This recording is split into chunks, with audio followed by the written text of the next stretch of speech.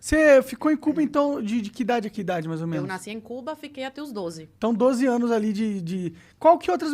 Tipo, qual foi um dos maiores choques que você viveu quando você teve essa mudança de vida, de vir pro Brasil, assim? Parece uma coisa fútil, mas uma coisa que me marcou muito, e cubanos que eu conheço no Brasil também, tipo, foram marcados por isso. O mercado. Quando eu entrei no mercado. Até hoje eu fico tonta. Eu entro no mercado... Eu procrastino a minha ida ao mercado, porque eu fico tonta, de verdade. Tem muita variedade. E aí eu fico tipo, ai, o que tem que pegar não sei o quê. Então minha mãe que vai, meu pai que vai, eu odeio ir no mercado por isso. Então ver essa variedade, essa quantidade de comida, de papel higiênico, Papel higiênico. produtos de limpeza, tudo isso. E outro choque foi a liberdade. Liberdade, né? Que depois eu vi que não era tanta em sala de aula, mas é bem melhor que Cuba. Que aluno podia levantar a mão e falar, mas professor, e questionar o professor. Com educação, tudo. Como eu que é em olhava Cuba? assim, não pode. Como que a sala de Cuba, todo mundo quietinho, se alguém falar você alguma tem coisa... que dar amém pra tudo que... E o que acontece se um moleque que os- rebelde em Cuba começa a aprontar? Prejudica teus pais. Os pais são chamados na escola, aí já ficam de olho, aí o pai pode perder o emprego, a família ser perseguida, tudo isso. Sério? Eu já fui chamada de contra-revolucionária em sala de aula, porque eu não queria dar um dinheiro lá pra MTT, que é um negócio de Cuba, lá, pra ataque americano, uma coisa assim. Eu falei, eu não quero dar. Eu tinha 7 anos, 8 na época, 6 ou 7. Eu era uma criança. E eu falei, não quero, eu quero esse dinheiro pra comprar uma pizza. E aí a professora incentivou os alunos a me chamarem de contra-revolucionária. Caralho, é bem Coreia do Até Norte hoje, esse negócio. até hoje eu lembro disso. Até Sim. hoje. Então até os professores, eles são usados como massa pra doutrinar as Sim, crianças. claro. E foto do Che Guevara, do Camilo Cienfuegos, do Fidel Castro, colocar flores, né? Como que era a aula de história lá? Você lembra de alguma coisa? Aula de história era imperialismo yankee, malvado.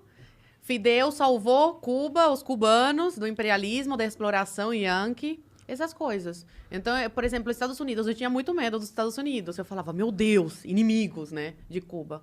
Então, eles fazem desde criança a tua cabeça, né? E aí eu falo que isso prejudicou muito a cultura em Cuba. Cuba, era um ícone, né, da música, Célia Cruz, Orixás. Atualmente é muito pobre culturalmente. E isso se deve à grande manipulação e doutrinação em sala de aula. Não tem muitas mentes criativas, não tem liberdade nenhuma. Não, é só aquilo, são máquinas, né? Entendi. Eles te programam para repetir, obedecer. E aí tá, aí tu chegou no Brasil com 12, tu estudou Direito, não é? Tô terminando direito. Tá terminando Direito. E tem uma luta aí pela liberdade, É minha pela principal democracia, essas coisas. Mas como é que isso... Como é que você virou Zoe Martinez? Foi em 2010, quando eu tinha 16 anos, foi no impeachment da Dilma, no ensino médio. Uma professora de direita falou, você é tão esclarecida, você, assim, não parece ter a idade que você tem, sabe? Eu sempre fui de ter amigos mais velhos, tipo, meus amigos 60, 40 anos. Nunca gostei muito das pessoas da minha idade. Eu falo que eu sou uma jovem com mentalidade de idoso. Aham. E aí a professora falou, você se expressa tão bem, porque você não abre uma página no Facebook falando sobre as suas experiências de vida em Cuba? Eu fiquei pensando, falei, quer saber? Eu vou abrir. Principalmente porque o Brasil estava vivendo um momento histórico, né? O impeachment da Dilma, do petista. E aí eu abri essa página, brasileiro não gosta muito de ler, né? E eu escrevia textos sobre Cuba antes, com Fulgêncio Batista, depois com a tomada do poder do Fidel e tal. E aí, 10 curtidas, sou conhecidos que curtiam. Até que um dia uma professora falou que queria se aposentar e ir morar em Cuba. Claro, com a aposentadoria do Brasil, que aqui não é muito, né? Aposentadoria de professor, mas em Cuba é muito dinheiro, porque lá o dinheiro é desvalorizado, a moeda oficial de lá. E eu fiquei tão irritada com isso, eu sempre fui muito esquentada. Mas com a idade a gente aprende a ficar mais moderado, né? E eu gravei um vídeo muito estressada. Vai pra Cuba, só não citei o nome, né? Você gosta de ir lá, vai pra lá, mas com dinheiro de cubano mesmo, pra trabalhar como cubano, entendeu? E eu postei, me falaram, não posta, que tá muito agressivo. Eu falei, quer saber, eu vou postar. Eu postei, viralizou. O professor Olavo de Carvalho começou a me acompanhar. Foi a primeira pessoa da direita, assim, conhecida, que começou a acompanhar meu trabalho. E aí, começaram a chegar pessoas. Eu ganhei de 5 mil, fui pra 10 mil seguidores, 15 mil, numa Isso tu noite. novinha. Isso, com 16 anos. E aí, os seguidores pedindo, fala sobre a saúde, sobre a educação. E eu fui entrando nesse meio e eu não sabia onde que eu tava entrando. Eu só ia gravando. Tava no ensino médio, eu fazia... eu era estudante de teatro no Wolf Maia. Caralho! E aí eu continuei com a minha vida. Aí eu comecei a dar palestra, aí fui para Brasília, aí fui para os gramados do Congresso, pediram o impeachment da Dilma. Aí eu conheci várias pessoas que hoje são até políticos, a Bia Kicis, conheci nos gramados do Congresso, a Alan dos Santos. E foi aí que eu me inseri nesse meio e nunca mais parei. Eu acho que o meu chamado de vida mesmo, sabe? Falam que quando eu falo de liberdade, tudo muda. Assim, a minha forma de falar, tudo. Falam, nossa, você fala tão bem sobre isso.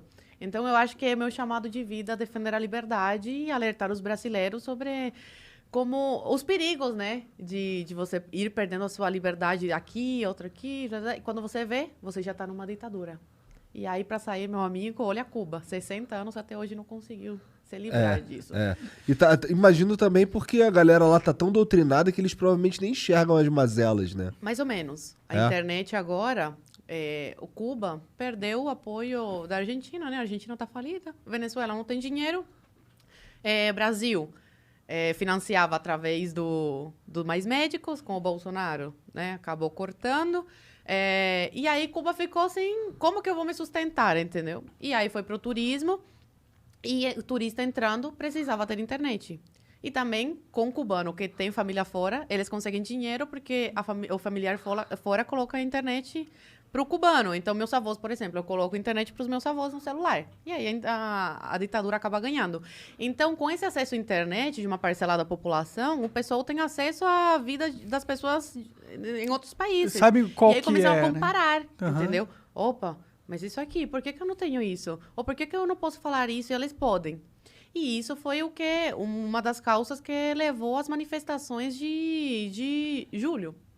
Tô por fora dessas manifestações. O que rolou? Nossa, foram muito grandes. As pessoas se jogaram pra rua pedindo liberdade abaixo da ditadura. E muitas pessoas foram presas, outras condenadas sem o devido processo legal. Alguém morreu? Menores de idade tiveram assassinatos? Algumas pessoas. Que a gente sabe, algumas pessoas. Outros estão presos até hoje, outros estão desaparecidos. Menores de idade foram presos. Tem uma menina, que eu compartilhei o relato dela, de menor de idade, que foi levada para a delegacia. 3 policiais obrigaram a tirar a roupa. Ela teve que fazer agachamento na frente deles, para eles verem que não tinha nada nas partes íntimas. Que ela podia ter guardado alguma coisa. Então, a gente vê que é um país sem leis, né? Onde as pessoas pedem mudança de governo e não têm o direito de pedir isso. Sendo que os donos do país são as pessoas. E não quem está no poder no momento. Só que numa ditadura não funciona assim, né? O dono do país é o ditador. Caralho. E o povo tem que servir a